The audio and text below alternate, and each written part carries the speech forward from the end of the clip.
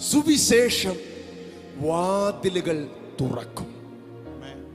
സുവിശേഷം പറയുമ്പോൾ, സുവിശേഷം വിശ്വസിക്കുമ്പോൾ, സുവിശേഷം ഏറ്റെടുക്കുമ്പോൾ സുവിശേഷം വാതിലുകൾ തുറക്കും. ഞാൻ വാതിലാകുന്നു, ഞാൻ ആടുകളുടെ നല്ല വാതിലാകുന്നു. വഴിതെറ്റിപ്പോകാൻ ഒത്തിരി സാധ്യതയുള്ള ഒരു വളർത്തുമൃഗമാണ് ആട്.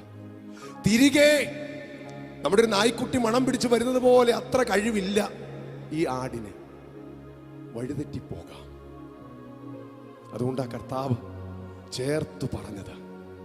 ഒരു ചെന്നായി അതിനെ പിടിക്കാൻ വന്നാൽ ആകെ ചെയ്യുന്നത് പമ്മി അവിടെ നിന്ന് കൊടുക്കും. അത്രയും നിസ്സഹായ അവസ്ഥയിലാണ് ആട്.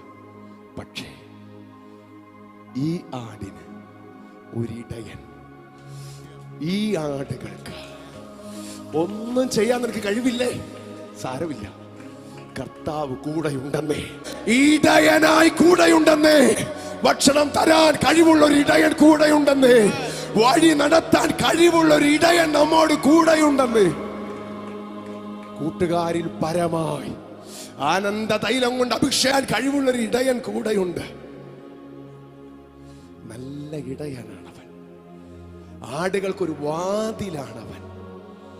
അകത്ത് കയറാനും പുറത്തു പോകാനും സുരക്ഷിതമായി നിൽക്കാനും നമ്മെ സേവ് ചെയ്യുന്ന ഒരു നല്ല ഇടയൻ.